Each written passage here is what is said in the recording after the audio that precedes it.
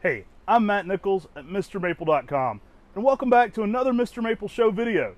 Today we're going to be talking about Acer Palmatum Lima Gold.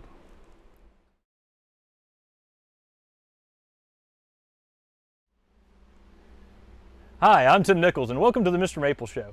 We greatly appreciate taking time to watch this video. Please like this video, subscribe to our YouTube channel. If you have any comments in the comment section below, please post those as well. We definitely check those out. And as always, make sure you're subscribed to our YouTube channel and subscribe to our weekly emails on MrMaple.com. We add 10 new fun, exciting trees every single Tuesday at 10 a.m., so that's definitely an email you'll want to sign up for.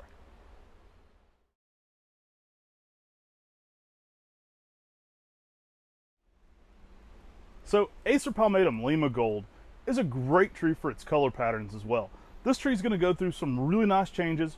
In early spring, it's going to have a bright chartreuse green, almost yellowish coloration to it on that dwarf palette, and just really good colors. It's going to mature to more of a Kelly green midsummer. Now in fall, this tree is going to get to more golden yellows to almost oranges, and that's where it gets that golden name as well. So some really fun colors on a really small leaf.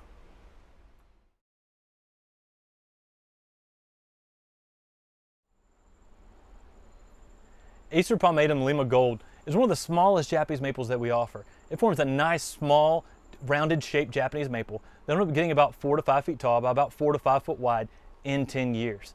Lima Gold is such a fun tree because it has really small leaves, but that tightly textured habit, almost like Mikawa Yatsubusa.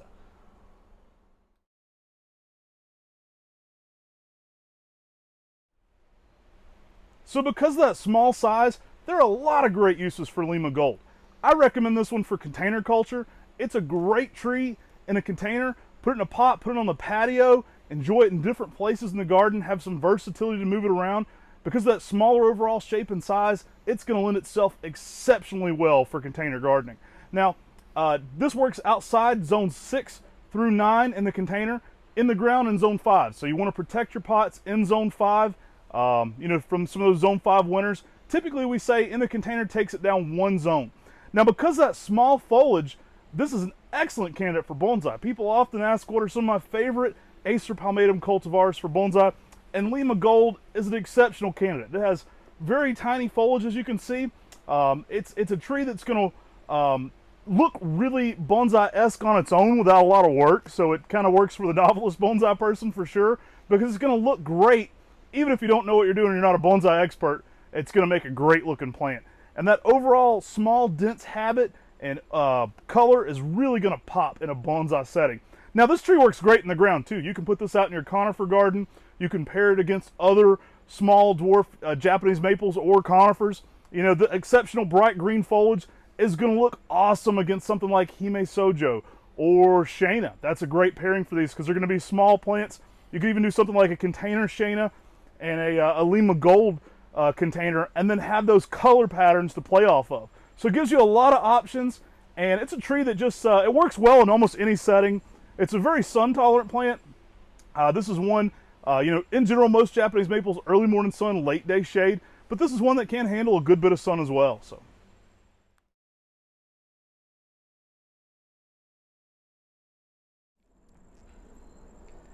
Acer Palmatum Lima Gold is actually an introduction by Dick Wolff. It was found as a chance seedling. Dick Wolff introduced a lot of great plants, like Emperor One you see behind me.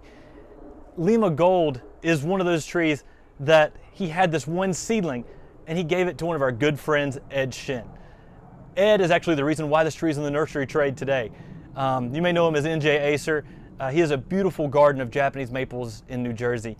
And because his love for Japanese maples and him sharing cuttings with plenty of other nurserymen is the reason why Lima Gold's in the nursery trade today. It's such an awesome little plant. Lima is actually named after Lima, Pennsylvania, not Lima, Peru, as some may actually think, but Lima, Pennsylvania, where the nursery, Dick Wolff of Red Maple Nursery, originally resided.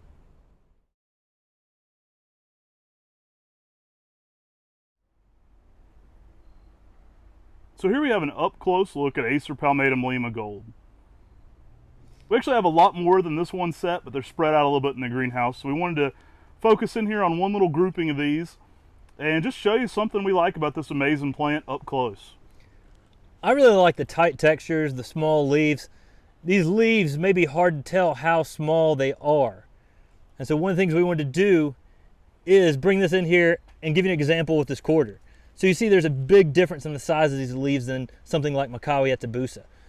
And gives you a good size example. So you see these are extremely tiny leaves. I mean, excellent, excellent for bonsai. Yeah, I love that small leaf and that tight texture. It really gives this plant something extra. We're here in October, so these are kind of the late summer flushes that you're seeing now. They have a little bit of that yellow color to them, that chartreuse color, but this tree's about to go into its fall color and go dormant pretty soon here in our area. So pretty soon this will be all lit up with some bright golden yellow, but you get a little bit of that splash of some spring color going on right now. Yeah, and the tight internodes on this just make this plant so unique and so different with those tiny leaves. It's one of those Macaw variants that, you know, people love Japanese princess, people love tattoo. This is the small leaf Macaw. I mean, it's what it is. It has that super tight growth habit, very similar shape, but with tiny leaves.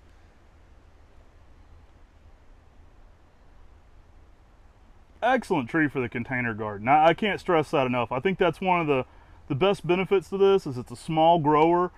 You can put this in a small area like a fairy garden or a railroad garden and really just give you that appeal of a much bigger plant. That small foliage is even going to downscale things even more, so it's going to look smaller with that small foliage. So it just gives it something extra, I think, for sure.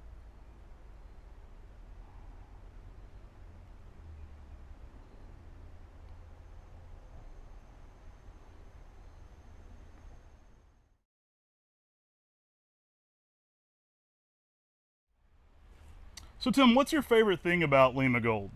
I love the fact that it has really small leaves, but that almost Mikawa-like habit. I think this is, we've talked about this before, one of the most underutilized Mikawa-like variations in the nursery trade. Yeah, it's kind of Mikawa's forgotten sister, if you will. It doesn't get the appreciation it deserves for the form and texture that it brings. You know, kind of reminiscent of Kamigata a little bit, but with a smaller leaf maybe. And just really lime green bark, lime green everything. I mean, it kind of has an overall golden appearance to it. The fall color is quite exceptional. I mean, the leaf shape is my favorite thing about this one for sure. But I think the fall color is really nice. I mean, it really glows in the garden. Yeah, I like this one.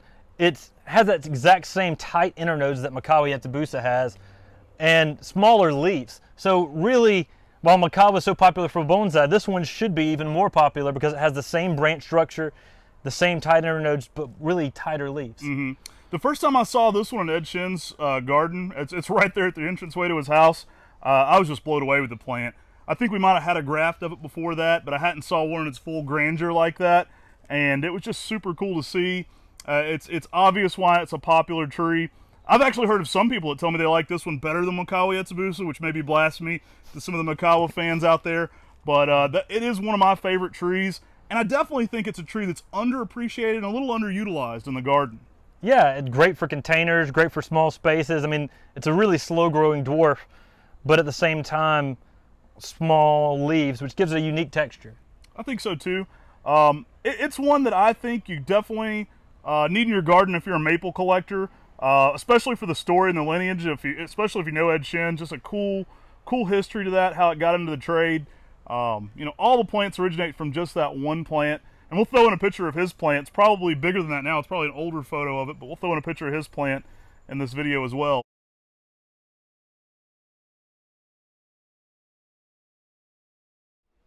Hey, thanks so much for stopping by and watching another MrMaple show. We greatly appreciate it. Today's topic, Lima Gold, we hope you enjoyed that one. Definitely check it out on MrMaple.com. There's a link in the description below taking you to MrMaple. We greatly appreciate it if you'd like and subscribe. That helps us so much. But more than anything, share this with your gardening friends. That's the easiest way for our channel to grow, and it definitely encourages us to make more videos when we see that happening. So we greatly appreciate that. We just want to thank you for all your continued support here at MrMaple. We've been growing a lot, been adding a lot of greenhouses, so a lot of fun things to come. Thanks so much for watching. God bless and have a great day.